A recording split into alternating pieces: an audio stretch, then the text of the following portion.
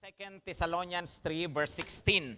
2 Thessalonians 3 verse 16. Sabayan nyo nga akong magbasa. Now, may the Lord of peace Himself give you peace at all times in every way. The Lord be with you all. Natapos na ho nating pag-usapan dito sa pinamagatan natin ngayong January na serye natin na Bagong Tao. Pag-isabi nga ng malakas, Bagong Tao. At noong nakaraan nga, pinag-usapan na natin manigong bagong tao. Ibig sabihin noon, prosperous new you. Meron din tayong maligayang bagong tao. Pakisabi ulit, Happy New You. No? Ngayon naman, sa tingin ninyo, ano pa ang kulang? No? Come on, ano pa ang kulang? Well, yun nga sinasabi natin, peaceful new year. So pag-usapan naman natin ngayon ay mapayapang bagong tao. Yan, mapayapang bagong tao. Tingin nga po sa katabi, sa kaliwa, sa kanan at sa likod. Pakisabi nga lang po, peace be with you. No? O kaya sabihin mo, may you live in peace. No? Okay, wag rest ha. Come on, pakisabi, may you live in peace. No? Okay, sino rito naniniwala na isa talaga sa pinakamahalagang bagay na dapat mayroon tayo sa buhay ay ang kapayapaan? Come on, no? Dito sa verse, nagkababasa lang natin, ang sabi niya, the Lord of peace. Tapos marami pa kayong mababasa mga verses sa Bible na nag-a-associate ng kapayapaan sa Panginoon. Halimbawa, andyan pa yung verse na sabi niya, may the God of peace sanctify you. Sa God of peace. Ano pa ba? Sabi, meron ding verse na our God is not a God of confusion, but God of peace. So mapapansin ninyo, yung salitang God of peace o kaya yung Lord of peace ay binabanggit. Bakit? Kasi nga katangian talaga ng ating Panginoon ang kapayapaan. Kaya nga isa sa na pinag-usapan natin dati na pangalan ng Panginoon, remember, meron siyang Jehovah Jireh, di ba? Pero ano pa yung isang pangalan niya? Jehovah Shalom. No? Jehovah Shalom. Ibig sabihin, God is peace. So kung ang Panginoon pala ay kapayapaan, well, dapat po yung mga talagang sumusunod at sumasampalataya sa Kanya, nararanasan ang kapayapaan sa kanilang buhay. Ngayon, tignan nyo, itong verse lang na to, anong kapayapaan? Kasi uli, pag pinag-uusapan natin ang ganitong mga bagay, love, joy, peace, normally, ang isipan natin agad ay internal. Di ba? Halimbawa, yung joy, siyempre, ang joy nga ay nasa loob natin na kahit anong sitwasyon. That's why I was trying to explain last week na ang happiness na galing sa Panginoon ay pwedeng kasama, siyempre, yung nasa puso, pero kasama yung quality ng ating buhay. Masayang pamumuhay, maligayang buhay. Ganon din naman ang peace. Ganon din ang kapayapaan ng Panginoon. True, mayroong tinatawag na inner peace, pero mahalagang maintindihan natin na ang Diyos nagbibigay din talaga ng mapayapang buhay. Kasi kagaya nga nito, sabi po niya ay, may Himself give you peace at all times in every way. Ibig sabihin, hindi lang yan yung ating kalooban na mapayapa, kundi kasama dyan yung klase ng ating buhay. Yung mapayapa ka pagdating sa relasyon sa kapwa, meron kang peace pagdating sa iba't ibang areas ng iyong buhay. Kaya pag sinabi nating mapayapang bagong tao, ang ibig sabihin nito, kabuuan ng ating pagkatao, yung nangyayari sa buhay natin, nangyayari sa pamilya natin, hindi lamang kung ano yung ating nararamdaman. Okay? So, ngayon, para lang mas ma-appreciate nating mabuti, ano ba talaga ang ibig sabihin ng peaceful life? Pakisabi po ng malakas, peaceful life. So pag sinabing peaceful life, paano natin i-describe to? I don't know how you imagine a peaceful life, pero sa Bible, meron tayong makikita na isang larawan nito. Makikita nyo yan sa 1 Kings 4, verse 24 to 25. Sabi dito, pakibasa nga rin ng malakas, for he had dominion, sinong tinutukoy na si Solomon. Alam nyo ba, ang pangalan ni Solomon, ang ibig sabihin ay peace. Pakisabi ulit ng malakas, peace. At sa kanyang kapanahunan, ano raw ang nangyari? He had dominion over all the region west of the Euphrates from Tipsa to Gaza, over all the kings west of the Euphrates. And he had peace on all sides around him. Ano raw? Peace on all sides. Ituloy lang muna natin ang pagbabasa. Verse 24. Come on, pakibasa ng malakas ang verse 24. Come on. And Judah, and, come on, verse 24. 25. Okay, sige po. Nainitan kasi ako kaya nawawala ako sa sarili. Ano nangyari sa aircon? Okay, sige po, pakibasa ng malakas. And Judah and Israel live in safety from, ano raw po, Dan to Beersheba. Pag sinabi pong Dan to Beersheba po, ang tinutukoy po dyan ay yun pong dulo-dulo ng Israel. Kumbaga sa Pinas, mula Apari hanggang Hulo, it's showtime. Ano? So, yun po ang ibig niya sabihin, Dan to Beersheba. Tapos ano raw po, every man under his vine and under his fig tree all the days of Solomon. Tatlong bagay. Pag sinabi niyo pong peaceful life, mayroon pong tatlong S. Ano po yon? Serenity, safety, and security. Ano ulit yung SSS? Come on. Serenity, safety, and security. Andayan nyo, nakasulat pala eh. No? So, pag sinabi pong peaceful life, mayroon kang serenity. Ano pag sinanong ibig sabihin ng serenity? Sabi ng iba, yan ba yung maliit na sirena, pastor, yung may buntot? No? Buntot ng isda? Hindi po, pag sinabi nyo pong serene, ibig pong sabihin kalma, kalmado, tahimik, kampante, matiwasay. Ano, yun po ang ibig sabihin ng serene na buhay. At pag sinabi pong serene, ibig sabihin ay wala kang matinding mga struggles, walang mga kaaway, walang mga problema na mga pinagdadaanan, basta matiwasay ang buhay. Yun ang ibig sabihin ng serenity. Kagaya nga ng ipinapakita dito sa verse na binasa natin nung panahon ni Solomon, sabi niya, he had peace on all sides. Kasi nga sa kanila, sa Israel, kung alam naman natin, di ba, napapalibutan sila ng iba-ibang mga lahi. Ang ipinagkaiba lang talaga kasi sa Pilipinas, tayo po ay arkipelago, napapaligiran tayo ng mga tubig. Kaya sa Pilipinas, kailangan mo pa talagang sumakay ng eroplano para makapag-abroad, di ba? Pero sa kanila, tatawid ka lang ng borderline, nasa ibang bansa ka na, no? Foreigner ka na agad. Dito sa kabila, local ka, pag ganun mo lang, foreigner ka na. So ganun sa ibang bansa, no? So dikit-dikit. Ngayon, nung kanilang kapanahunan, ay ang mga tao na nasa paligid nila, marami rin na nakakalaban sila. Iba-ibang mga kaharian. Pero nung panahon nga ni Solomon, lahat ay iginagalang sila, lahat ay kinatatakutan, lahat nakikipagbati sa kanila. Kaya nga po, he had peace on all sides. Walang kalaban, walang conflict, walang problema. Ang tawag doon, mga kapatid, ay serenity. Naniniwala ba kayo si Lord kayang magbigay ng serene na buhay? Come on, naniniwala ba kayo doon? Alam niyo, magandang pag-isipan ninyo yan. Lord, ano ba yung mga common na struggle ko sa buhay? Ano ba yung mga pinagdaanan ko noong 2024, nung mga nakaraan pa, na hanggang ngayon parang paulit-ulit. Parang hindi na kami matapos-tapos sa ganito. Well, baka kapatid, pwede ka na mag-pray talaga at sabihin mo sa Panginoon, Lord, please give us peace sa areang ito ng buhay namin. Lord, ang gulo ng pamilya ko, please, Lord, give us shalom sa areang ito ng buhay ko. Lord, pagdating sa health, parang lagi kami natutrouble. Pwede ba, Panginoon, bigyan mo kami ng peace pagdating sa area ng health namin? Come on. Nung pong nakaraan na pandemic, nakukwento ko naman sa inyo, na may mga pinagdaanan din kami mabibigat bilang pamilya at bilang magulang ni Mami Weng dahil nga sa depression ng anak, 2021, 2022, 2023. Medyo mabibigat yung mga pinagdaanan namin.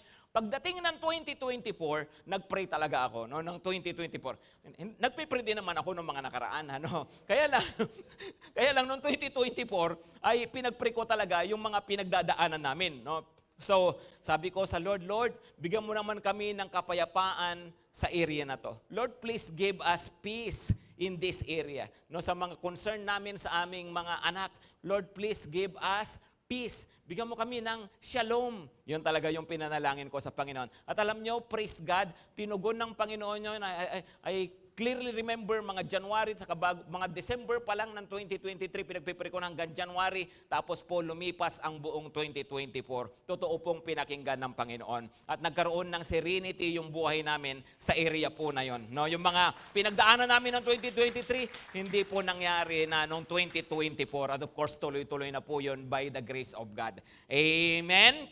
Hello, amen po ba? Kaya ba ni Lord na ayusin? Kayang magbigay ng Panginoon ng serenity sa ating mga buhay. Pag sinabi rin pong serenity, yun nga, pati yung ating relasyon sa kapwa. Naniniwala ba kayo, pwede talagang mabuhay ng walang kaaway?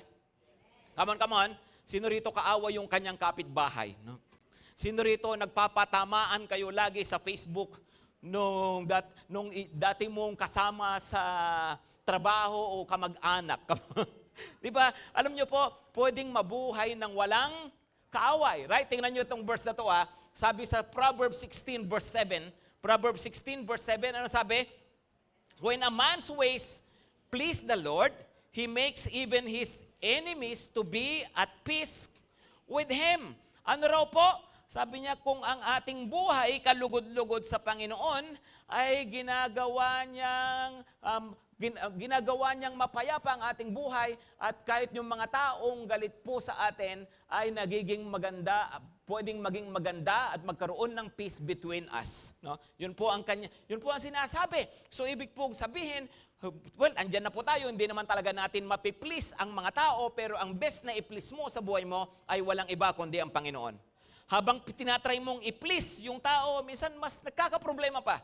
Pero kapatid, subukan mo kayang si Lord ang i-please mo. At mas magkakaroon ng peace ang buhay mo. Sino sa inyo, kapiplease mo ng kapiplease sa tao, naging peaceful ang buhay mo? Di ba pag habang piniplease mo ang tao, parang mas nabibigatan ka? Right? At pag napiplease mo, tapos hindi sila na-please, nagagalit ka. Di ba? Si Lord na lang po ang i-please natin at mas magkakaroon ng peace ang ating mga buhay. Amen? So pwede pa pala, no, kahit galit sa'yo, pwedeng mawala ang galit sa'yo. Kahit pala yung tao na ayaw sa'yo, pwedeng mag-iba pa ng attitude at pagtingin sa'yo. Well, ano raw ang dapat mong gawin? Subukan mong i-please talaga ang Panginoon sa iyong buhay. Pakisabi ng malakas, serenity. Ano pa? Pangalawa, safety. Yung susunod na verse 25. Ano ang sabi ulit doon? Sabi po ay, and all Israel from Dan to Beersheba live in safety. Ligtas sila. Ligtas sila sa mga panganib, ligtas sila sa mga katabing bansa. Wala silang inaalala. Hindi sila nabubuhay sa takot. Hindi nabubuhay sa pag-alala. Di ba pag feeling safe ka, di ba yung hindi ka natatakot, tama?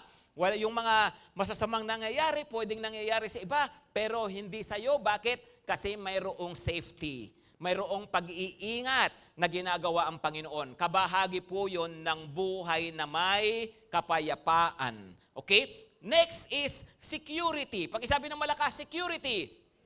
Balikan natin yung verse na yon. Ano po ang sabi?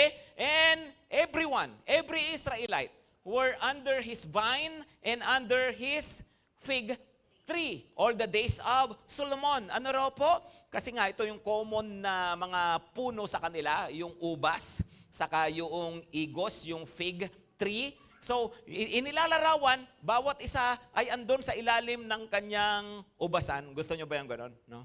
Ikaw ay nasa ilalim ng puno ng kamatis. No? Kamatis.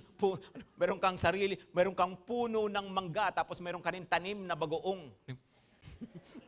At ikaw ay, chill-chill ka lang.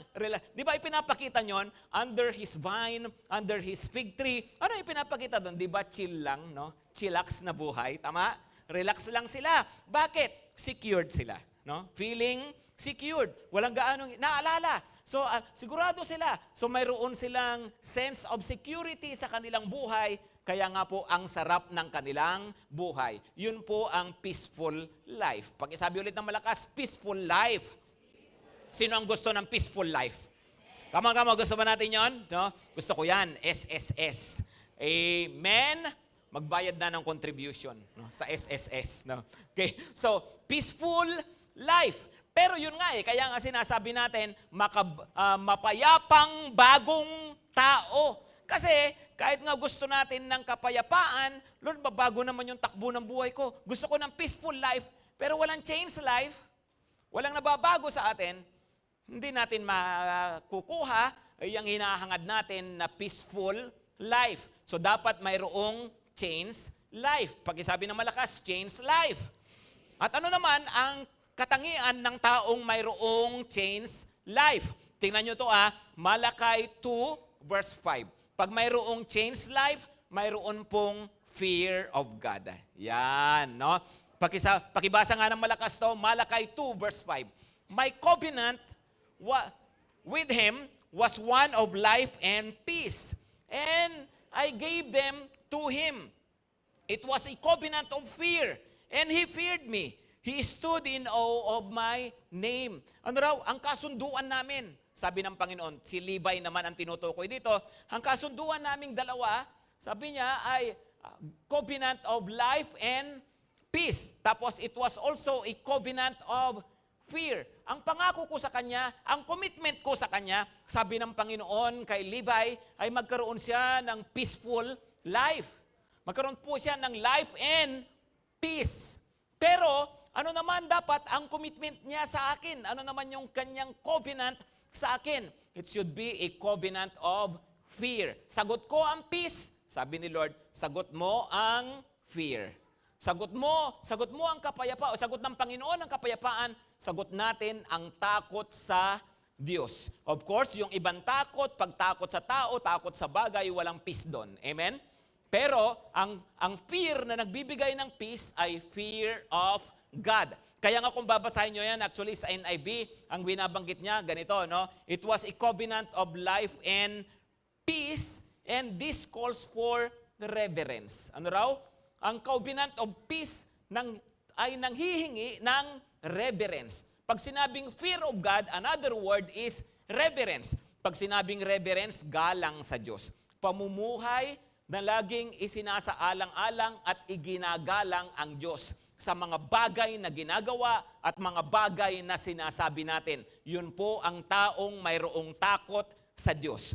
So ang hinahanap ng Panginoon ay fear on our part. Sabi niya, it was a covenant of peace. Wow! Sabi ko kay Lord, mabasa ko to dati, Lord, please, give me that covenant. Covenant of peace. Na ang buhay ko sa mundo will be filled with your peace. Pero, ibibigay lang ba yun basta-basta? Sabi niya, it was a covenant of fear.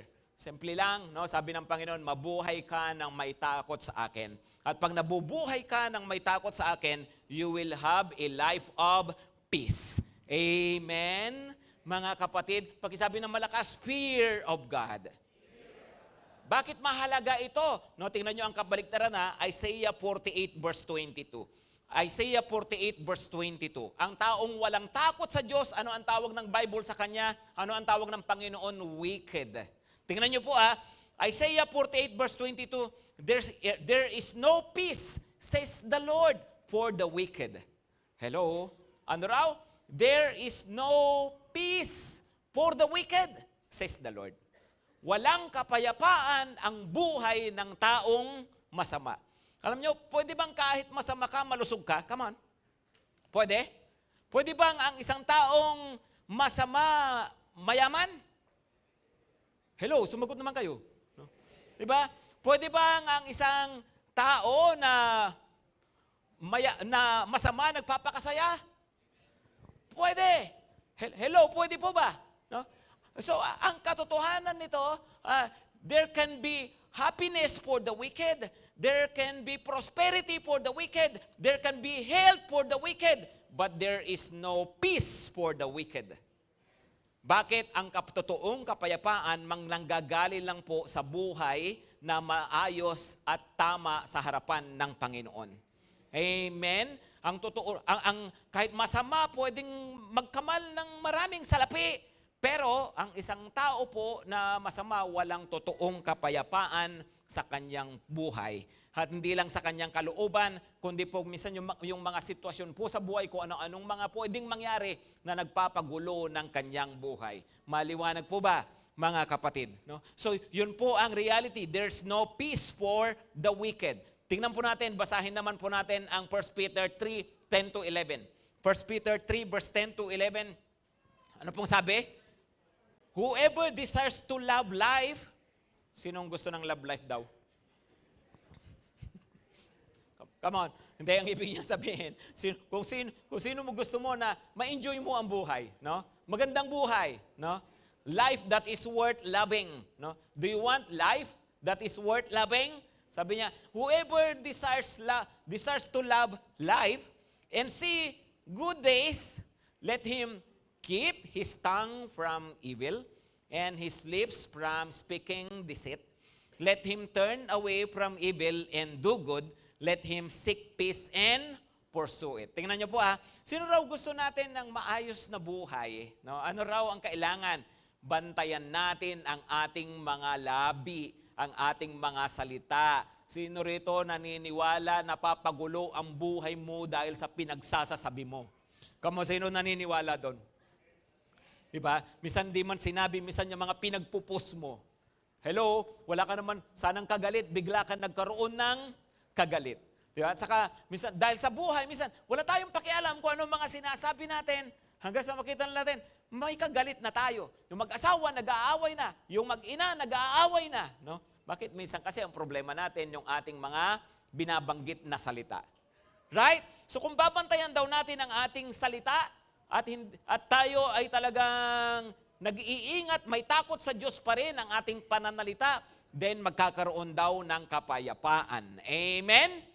Amen, mga kapatid. Sabi niya, hindi nagsasalita ng masama. Siyempre, kasama na dyan yung mga masasamang salita. Hindi nagsisinungaling. Sabi po niya, and his lips from speaking deceit, hindi nagsisinungaling, yung ganyang mga tao magkakaroon ng mapayapang buhay, ng enjoyable life. Amen? Ano pa? Let him turn away from evil and do good.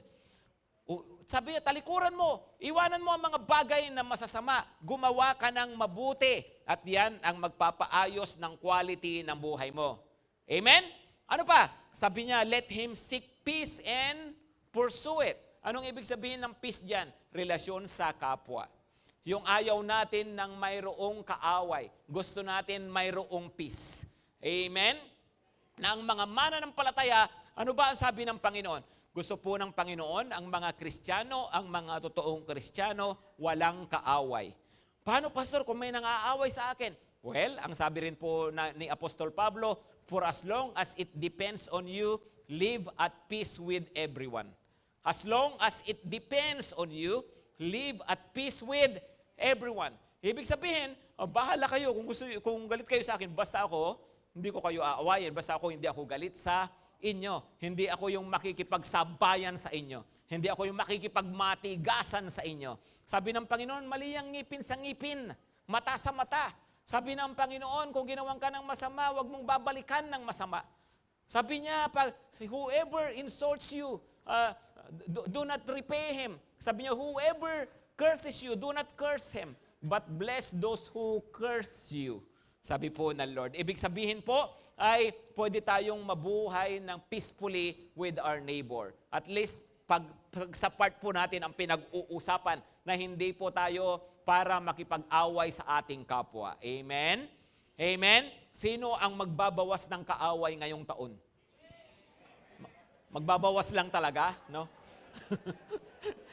Sino ang mawawalan ng kaaway this year, no? Kung galit sila, kung ayaw nila sa akin, bahala sila. Problema nila yon, basta ako, ay hindi ako para makipag-away sa kanila. Amen? Hello, maliwanag, mga kapatid. No? So, sabi po niya, seek peace and pursue it. No? Seek peace and pursue it. Kahit sa bahay, di ba? Minsan sa mga closest people sa atin, basta ako, I will seek peace. Amen?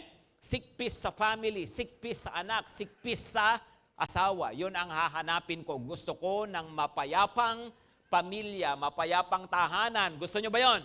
Come on, gusto nyo ba? Pastor, yung asawa ko kasi palaaway no? Well, sige, palaaway, pero hindi kinakailangang pumatol. No? Sabi nga nila, it takes two to plus two. No? Ano ba? It takes two to tango. Di ba? Wala naman daw away kung walang pumapatol. Tama? Hello, tama? Ang away, kailangan ay at least dalawa. Tama ba? Tama ba?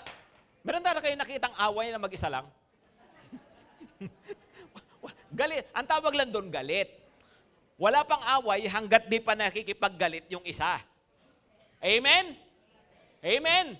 Akala mo kasi, pag galit na, away na agad. Hindi. Pag galit, galit pa lang yon. Pag pumatol ka na, away na yon. Maliwanag? O pakitingin ng katabi, pakisabihin, hindi na kita papatulan. No? Para mapayapa ang aking buhay. Bahala ka sa buhay mo. No? Okay. So, yun po ay kasama raw sa fear of God. Pakisabi ng malakas, fear of God. Dapat may takot tayo sa Diyos. We seek peace. Amen? O, number 2 ay faith in God. No? Faith, ang changed life, mayroong faith in God. Dati, kumpiyansa natin sa sarili natin kung ano-ano. Pero pag mayroon na tayong changed life, mayroon na po tayong pananampalataya, pagtitiwala sa Panginoon. Sa Mark chapter 4, mayroong isang pangyayari na ang 12 disciples ni Jesus kasama niya sa bangka. Tapos habang nasa gitna sila ng dagat, ay humangin ng malakas, nagkaroon ng bagyo sa gitna ng dagat. Tapos yung alon, napakalakas. At nagdelikado sila na tumaob ang bangka at sila ay malunod. Takot na yung mga disipulo ng Panginoon. At tapos nakita nila si Lord natutulog. No, natutulog doon sa may bangka. Sabi nila, Panginoon, wala ka bang pakialam na malulunod na tayo? Lord, don't you care? We are going to drown. Sabi nila, no? Kaya sabi ng Panginoon, tumayo si Lord, bumangon, tapos nagsalita siya, basahin niyo kung ano ang sabi ng Panginoon. Come on, ano ang sabi niya? No? And he awoke and rebuked the wind and said to the sea, Peace, be still. And the wind ceased and there was a great calm. Wow. Pagtayo ni Lord, inutusan niya yung hangin, inutusan niya yung alon. Sabi niya, peace. No? Be still. No? At ano po ang nangyari? Tumahimik, nagkalmante, naging sirin ang paligid sa salita ng Panginoon. Peace, be still. Wow, no? Subukan mo kaya yan sa asawa mo. O kaya sa boss mo, habang sinisirmonan ka ng boss mo, peace, be still. Tanggal ka sa trabaho, malamang. Ano? Sabi mo sa asawa mo ba? Pero ito po sabi ni Lord, ha? Sabi niya, peace, be still. At nagkaroon po ng peace nga, tumahimik ang paligid. At tapos ano ang sabi ng Panginoon? Pinagsabihan niya yung kanyang mga disciples. Sumunod na verse, He said to them, Why are you so afraid? Have you still no faith? Wala pa ba kayong pananampalataya? Alam niyo po, hinihingi ng Panginoon talaga. Kasi alam ng Panginoon may bagyo ang buhay eh. Alam ng Lord, mayroon tayong mga pinagdadaanan sa buhay. Pero ano ang gusto ng Panginoon na attitude natin? Magkaroon tayo ng faith. Amen? Hindi tayo exempted. Sabi ko nga, may mga nangyayari sa paligid, nangyayari sa buhay na talagang karaniwan nararanasan po natin yung mga yan. May mga pagsubok na dumarating sa buhay. But nararanasan natin ang mga kung ano-anong mga bagyo, ano-anong mga struggle. Pero ano ang best na attitude daw talaga? Manampalataya tayo sa Panginoon. Sapagkat kayang baguhin ng Panginoon ang mga sitwasyon sa buhay. Amen? Hello, amen ba? Gulong-gulo ang kalooban mo, have faith. Gulong-gulo ang sitwasyon mo, have faith. No? Gulo ang paligid mo, have faith. Magtiwala tayo sa Panginoon. Sapagkat si Lord ang may hawak pa rin ng mga sitwasyon natin sa buhay. Amen? Pakisabi ulit ng malakas, faith. Faith in God. Lastly, fellowship with God. No? Under ng changed life, ang totoong may changed life, ano yung mayroon siya? Mayroon siyang takot sa Diyos. Mayroon siyang tiwala sa Diyos. At mayroon siyang time sa Diyos. Diba? Mayroon siyang panahon sa Panginoon. Amen? Ano pwedeng sabihin na, nakilala ko na si Lord. No? Nagbago na ako. Bagong buhay ako. Pero wala kang oras para kay Lord. Ano yon? No? Wala tayong oras para sa Panginoon. No? Ang fellowship with God, talagang bahagi dapat yan ng buhay natin. Kasi ang taong nagbabago rin yung kanyang schedule, nagbabago rin yung kanyang priorities. Tama ba? Kasama na dapat sa priority natin talaga si Lord. Yung nga, halimbawa, pag linggo, para kay Lord na talaga yan. Amen? Hindi na kailangang i-memorize yan. Right? Pag mga araw na mayroon kang cell group, para kay Lord yan. Amen ba, mga kapatid? Pero alam nyo, when I talk about fellowship with God, hindi lang yung andito tayo, no? Fellowship with God to, kasi sabi ni Lord, kung saan may 2 o 3 nagtitipon sa pangalan ko, andon ako sa kalagitnaan nila. Kaya nga yung kinakanta natin, di ba, yung presence ni Lord. Pero alam nyo, yung presence ni Lord, hindi lang yan sa church. Ang presence ng Panginoon, kahit asang ka, kahit nasa bahay ka, you can enjoy His presence. Paano ko ma-enjoy? If you spend time with Him. That is called fellowship.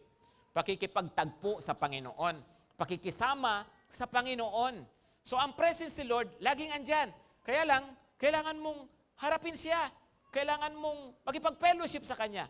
Sa pamagitan ng ng prayer. Sa pamagitan ng pagbabasa ng Kanyang salita.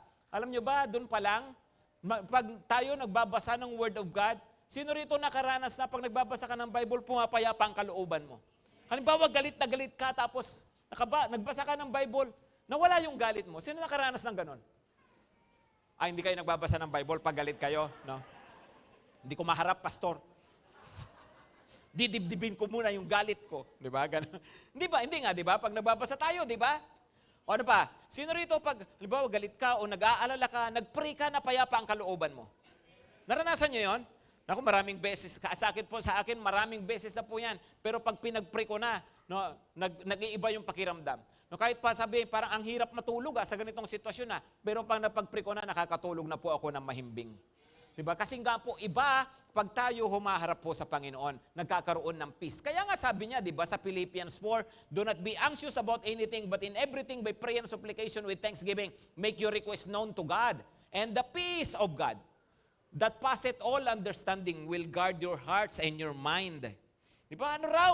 Ang peace of God. No? Pag daw tayo lumalapit sa Panginoon, pinagkakatiwala natin sa Kanya yung mga concern natin, nagkakaroon tayo ng kapayapaan. Amen?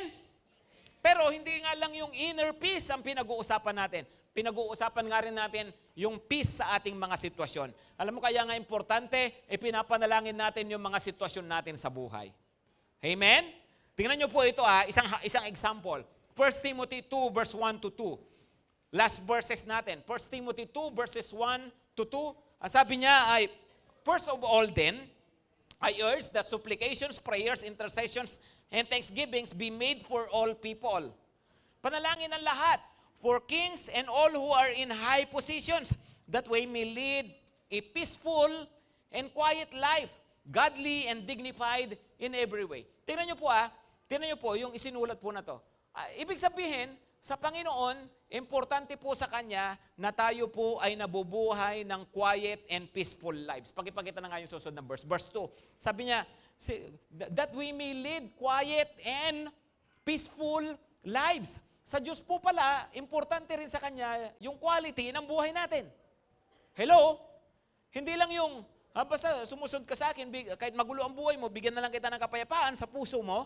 Hindi, sabi ng Panginoon, yung sitwasyon nyo rin maganda. Magkaroon din kayo ng magandang sitwasyon sa buhay. That you may have a peaceful and quiet life. Kasi pag peaceful and quiet life mo raw, nakapamumuhay ka ng godly and dignified. Mas nakakapamuhay ka na makadiyos at kagalang-galang kapag peaceful ang buhay mo. Amen? So gusto ng Panginoon na mayroon kang peaceful life. Kaya nga sabi niya, ulit sa verse 1, ipag-pray mo. Ipag-pray mo yung mga tao sa paligid mo. Ipag-pray mo ang gobyerno. Ipag-pray mo yung mga namamahala. Minsan, puro tayo po sa Facebook, puro tayo galit.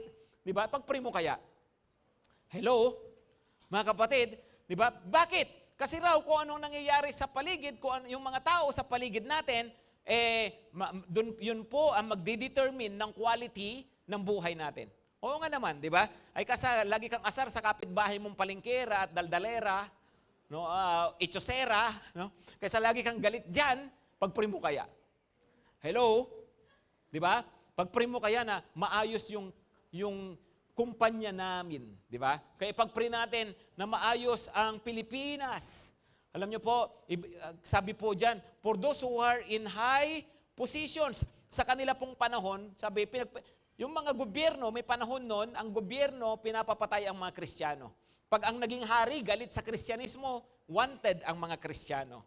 Sabi, pag-pray nyo yung mga hari, pag-pray nyo yung mga nasa gobyerno para makapamuhay kayo ng peaceful. Sabi ni Lord. No? So magandang ipag-pray, kahit yung mga tao, yung mga nasa gobyerno, Lord, maging maayos naman po yung pamahalaan namin, gobyerno namin, para makapamuhay kami ng maayos din na buhay. Amen? Alam niyo po, ang sarap ng buhay na maayos po yung ating paligid. Maayos yung ating pamayanan, maayos ang pamahalaan, no? May mga dami ko na rin mga napuntahan na mga lugar na ang tahitahimik, ang sarap ng paligid. Bakit? Kasi po maayos. Ano po? So pwede mong ipag-pray po pala yun. Amen? Amen po? Mag-pray po tayo kay Lord, no, na pag-pray natin yung mga sitwasyon natin sa buhay. Sample lang po yan, sample. Marami pang pwedeng ipag-pray, right? Lord, dito sa lugar namin, ito po ito po problema. Then pray about it. Lord, yung pamilya po namin, ito po lagi nangyayari. Pray, kapatid. Ha? No? Lord, lagi kaming mayroong conflict sa ganito.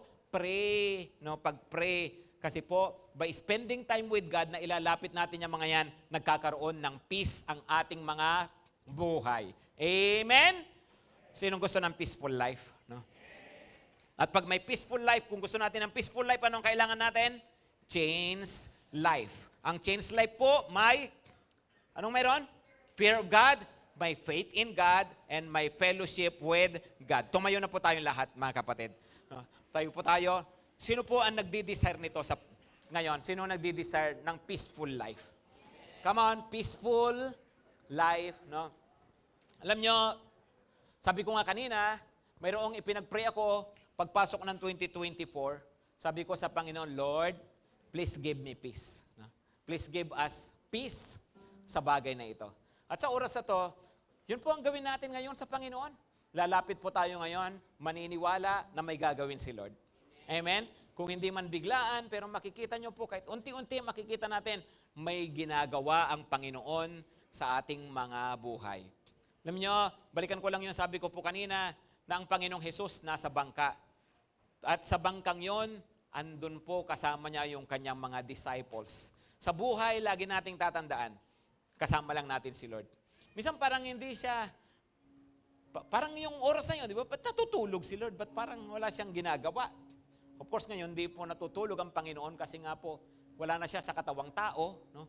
E di mas lalong dapat ka magtiwala sa Kanya. Right? Tandaan po natin, ang buhay sa mundo, parang kagaya nga ng kwento nila, na mayroong mga pinagdadaan ng mga bagyo. Pero laging tandaan, kahit hindi mo gaanong feel, andyan lang si Lord. Kasama natin. Hindi nagpapabaya sa atin. Sabi niya, I will never leave you nor forsake you. Amen? Mga kapatid. So sa oras na ito, yumuko nga lamang po tayo lahat at pumikit. At sa oras na to, with faith in your heart, nakasama mo ang Panginoon sa buhay mo. Ilapit mo nga sa Panginoon yung mga concerns mo. Ilapit mo sa Panginoon yung mga bagay na nakakawala ng peace sa'yo. Nakakawala ng peace sa kalooban mo. Nakakawala ng peace sa sitwasyon mo. Ilapit mo sa Panginoon. Sabihin mo, Lord, this year, please, give us peace in our finances, in our relationship. Lord, give us peace in our health. Give us peace, Lord, sa iba't ibang areas ng buhay. Kung ano man yun, kapatid, banggitin mo ngayon sa Panginoon. Amon, lapit po kayo sa Panginoon. Kausapin niyo siya. Ibukas mo ang iyong mga palad sa Kanya kung meron kang pinapanalangin. Na para bang sinasabi mo sa Panginoon, Lord, ito yung ito po yung burden ko, ito po yung hawak-hawak ko Ito po yung nangyayari sa akin Ibukas niyo ang inyong mga palad ngayon sa Panginoon. Ibukas niyo po, para bang sinasabi mo sa Kanya, Lord, ito po yun Hawakan mo, Panginoon. Pinagkakatiwala ko sa iyo ang buhay ko. Tulungan mo ako, Lord. Lord, I pray for peace. Give me peace, Lord. Give my family peace. Lord, give us peace. Sabihin mo sa Panginoon, sige po, banggitin nyo sa Kanya. Banggitin nyo sa Kanya. Sambitin nyo po.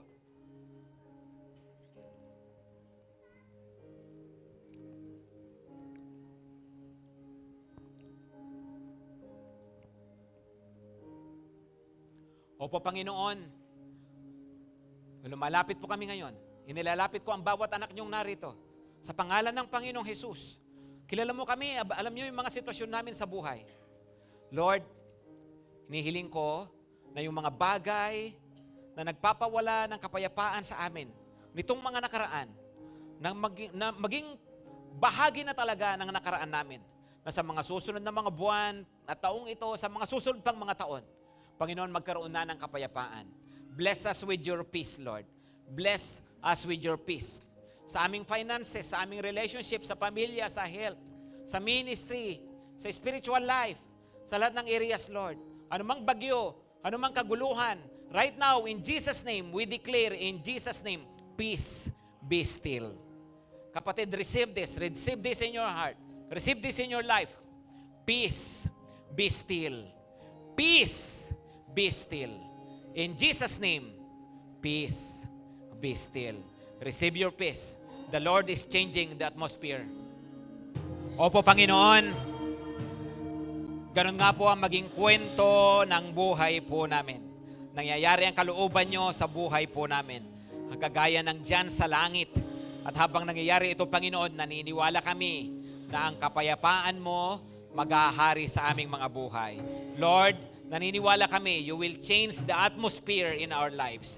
Sa babaguhin mo, Panginoon, ang takbo ng buhay namin, papatuloy mo kaming babaguhin. And Lord, we believe a miracle is coming. Miracles are coming in our lives. Tinatanggap namin ito, Panginoon, nananampalataya po kami. Marami pong salamat. Panginoon, right now, we believe, Lord, and we receive your peace. Thank you, Lord. Maraming salamat. At tinatanggap namin ngayon ang basbas nyo sa buhay namin. Mga kapatid, pagpalain kayo ng Panginoon at ingatan kayo. Pagliwanagin ng Diyos ang kanyang mukha sa inyo, ibuhos niya ang kanyang grasya sa inyo, ibaling niya ang kanyang tingin sa inyo, at mapuno ang buhay nyo ng kanyang kapayapaan. Sa pangalan ng Panginoong Hesus. Amen at amen.